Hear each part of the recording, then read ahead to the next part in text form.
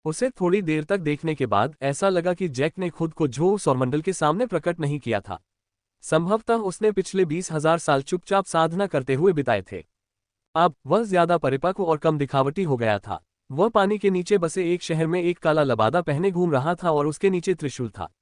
यद्यपि तैरने के बजाय पैदल चलने से उसने कुछ ध्यान आकर्षित किया, फिर भी उच्च स्तर के साधकों के लिए जलग्रह पर चलना एक सामान्य बात थी। इसलिए लोग अपने काम से काम रखते थे और उससे दूर रहते थे। इतने सालों बाद जैक का रूप रंग काफी बदल गया था। उसके चेहरे पर अब भी बाल नहीं थे और उसके बाल अब छोटे और भूरे हो गए थे। वह 6 फुट 5 इंच लंबा, हट्टा कट्टा और कुल मिलाकर राजा जैसा लग रहा था। हालांकि जैक के स्तर के साधक के लिए रूप बदलना आसान था, झो फान ये बता सकता था कि यह उसका स्वाभाविक रूप था। बेशक साधना शुरू करने के बाद सभी प्राणी अच्छे लगते हैं, लेकिन फिर भी यह अच्छी बात थी कि जैक सुंदर से ज्यादा राजसी लग रहा था। झो फान ने जैक को एक सराय में घुसते और अपने कमरे की ओर जाते देखा। फिर वह लेट गया और सो गया। झो फान ने उसकी तरफ कुछ देर तक नहीं देखा और अपना ध्यान अन्ना की ओर मोड़ लिया। अभी वह झो फान द्वारा बनाए गए एक बड़े ग्रह पर, जहां वह कुछ अन्य जातियों के साथ बैठक कर रही थी। जैसे ही यह विस्तार करना शुरू करेगा, ये जल्द ही और भी बड़ा हो जाएगा, लेकिन सभी को लंबे समय से ग्रहों के कारण विस्तार की आदत हो गई थी। झो फान ने उनकी बातचीत पर कान लगाए और उबाऊ राजनीतिक बातों के अलावा कुछ नहीं सुना। उसने दूसरे शासकों की बातचीत भी सुनी और पाया कि वे भी उन्हीं बातों पर बात कर रहे थे। सब कुछ जांचने के बाद झो फान ने ग्रिम रीपर को बुलाया। उसने सोचा कि उसका परिचय कैसे कराए, और जल्दी ही उसे एक विचार सूझा। झो सौरमंडल में ग्रह और सूर्य के बीच के एक अंतराल में एक विशाल नीला द्वार प्रकट हुआ। वह 1 मिनट तक वहीं खड़ा रहा, लेकिन किसी ने उसकी ओर ध्यान नहीं दिया। अचानक हड्डियों से बना एक जहाज उसमें से निकला। वह बिना मस्तूलों और झंडों वाला समुद्री लुटेरों का जहाज जैसा लग रहा था। यद्यपि दूर से यह जहाज छोटा प्रतीत होता था, लेकिन यह 10 मील लंबा था तथा इसका प्रत्येक पैर कंकालों से भरा हुआ था। कुछ कंकालों के पास हथियार थे, कुछ ने लबादा पहना हुआ था तथा कुछ के पास हथियार या लबादा नहीं था।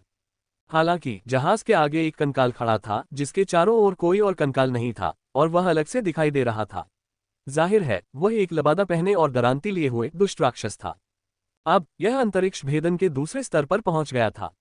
हालांकि जैसे जैसे क्षेत्र ऊपर जाता गया, हर छोटी सफलता के बीच ताकत का अंतर बढ़ता गया, लेकिन अंतरिक्ष भेदन के दूसरे स्तर पर ग्रिम रीपर को पहले स्तर के 2 अंतरिक्ष भेदन विशेषज्ञों के साथ हराना पहले स्तर के अंतरिक्ष भेदन ग्रिम रीपर और शून्य पार करने वाले साधकों के समूह की तुलना में कहीं अधिक आसान था।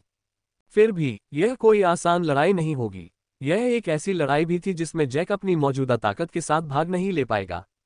यद्यपि जहाज पर पहले किसी का ध्यान नहीं गया था, लेकिन अंततः इसे पास के ग्रह के शून्य में भ्रमण करने वाले साधक ने देखा और संचार तावीजों के उपयोग के माध्यम से इसकी सूचना दी।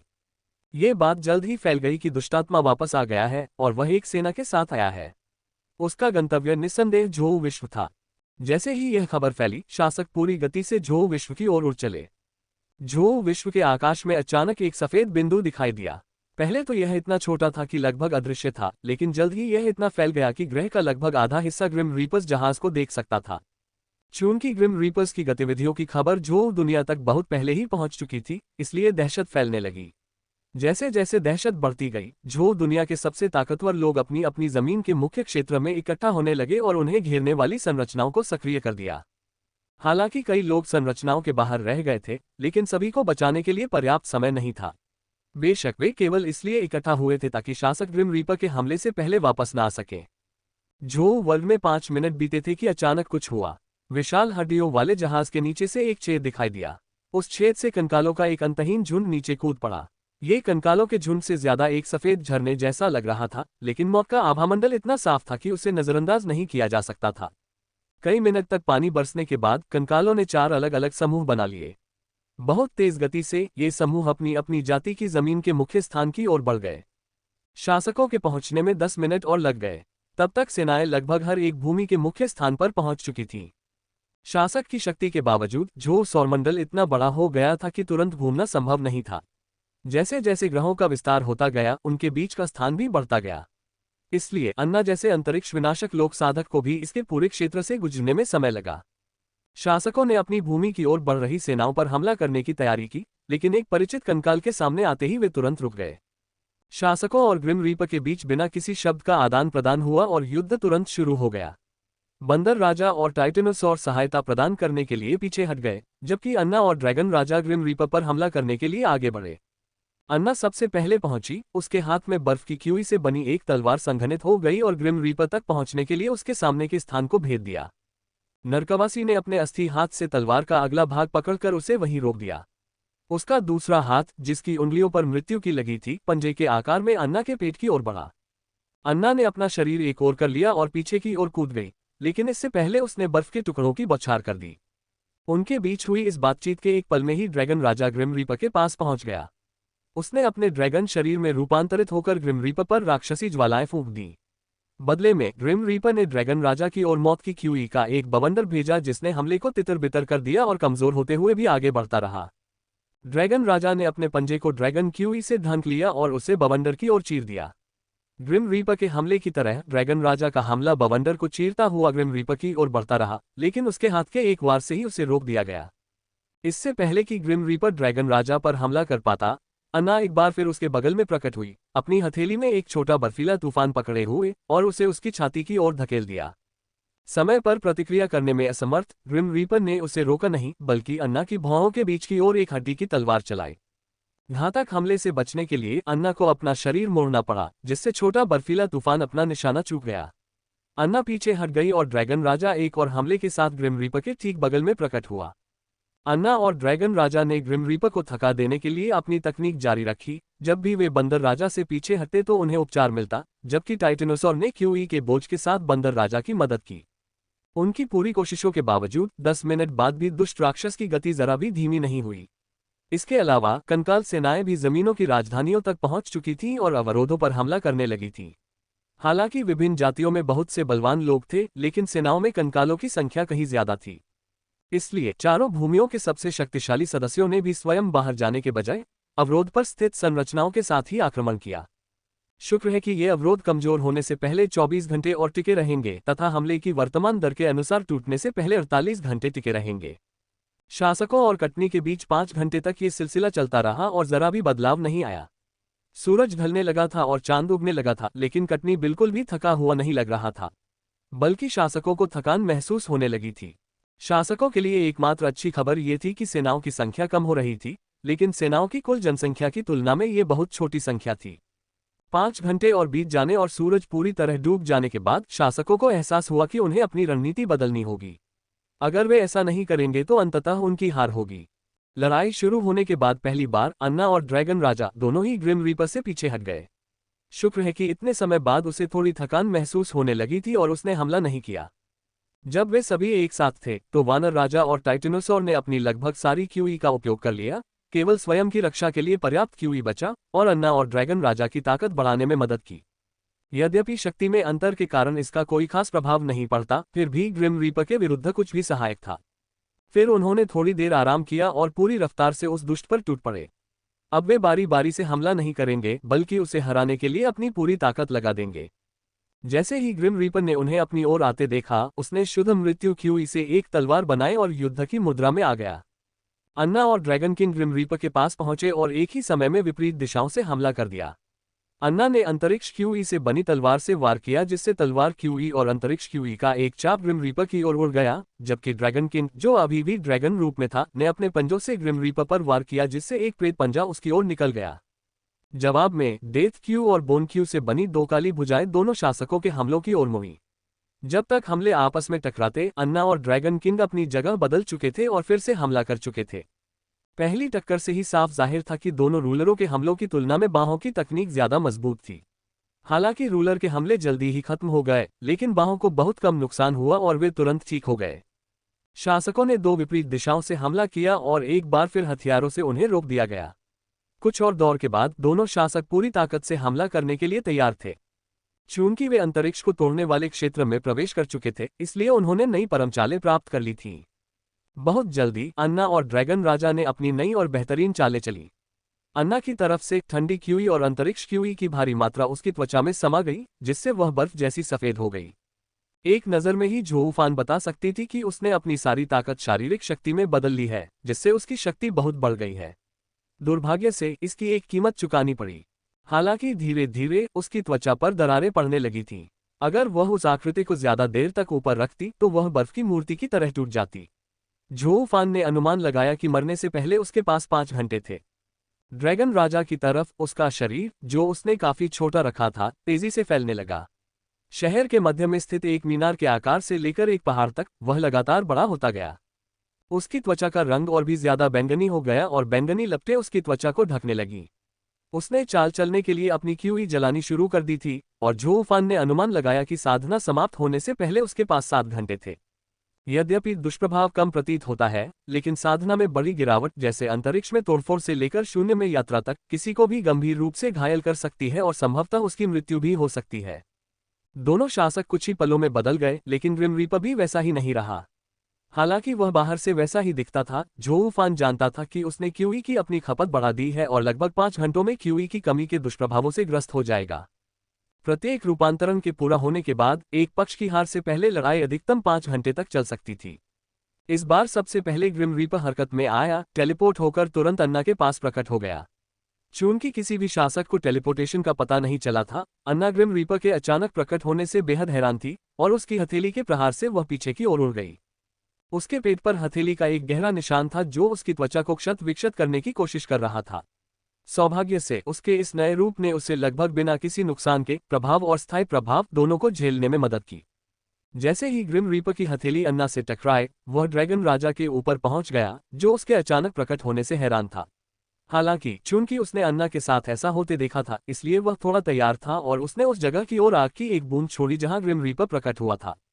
आग की लपटें भयंकर हमले का सामना कर रही थीं, क्योंकि वे एक दूसरे के पास से गुजर रहे थे और अपने लक्ष्यों पर हमला कर रहे थे।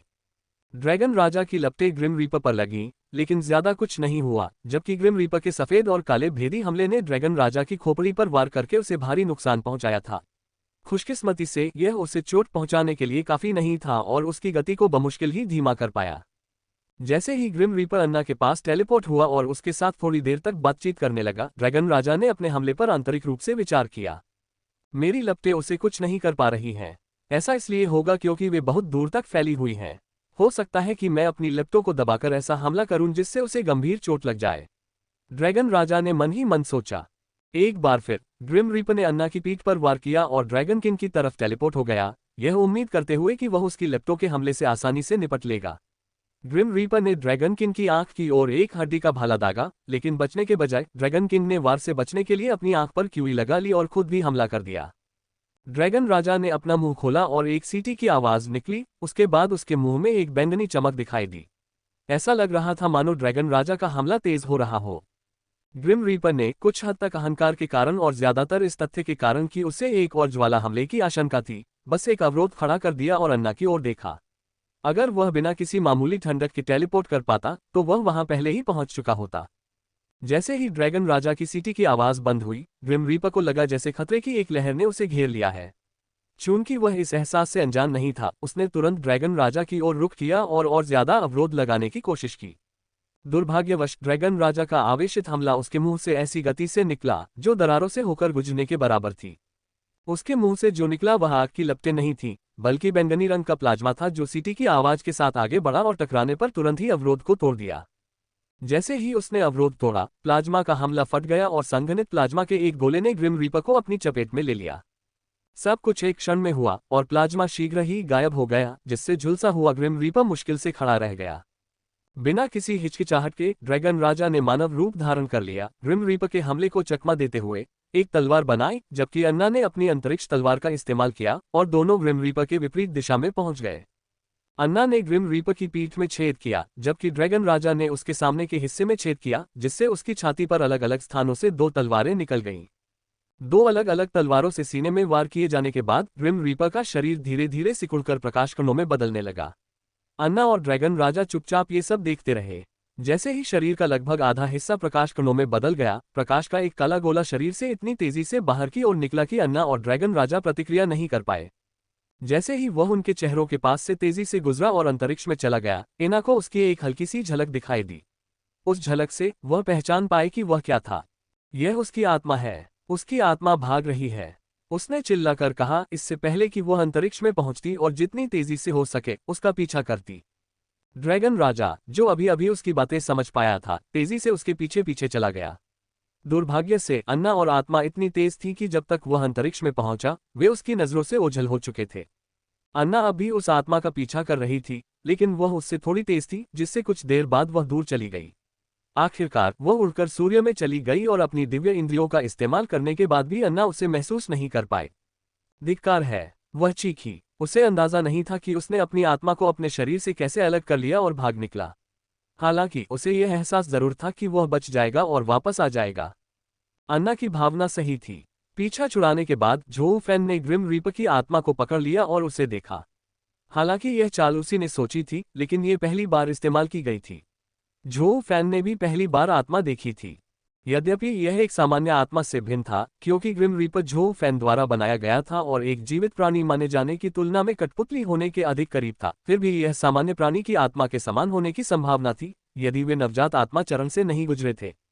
दूसरे शब्दों में, झोऊ फैन ये देख रहा था कि नवजात आत्मा क्षेत्र से नीचे के व्यक्ति की आत्मा कैसी दिखती है। उसने अनुमान लगाया कि जो व्यक्ति नवजात आत्मा क्षेत्र में पहुंच गया है, उसकी आत्मा अलग दिखती है और वह आत्मा निर्माण क्षेत्र में भी है। उन्होंने स्वयं इस तकनीक का परीक्षण करने की योजना नहीं बनाई थी, क्योंकि यह वास्तव में बहुत खतरनाक थी और इससे किसी की साधना की मात्रा नष्ट हो सकती थी, लेकिन उन्होंने अनुमान लगाया कि अन्ना और ड्रैगन राजा इस चाल को दोहराने की कोशिश करेंगे। वे टेलीपोर्टेशन की नकल करने की भी कोशिश करेंगे, क्योंकि युद्ध में ग्रिम रीपर्स की ताकत का एक बड़ा हिस्सा यही था।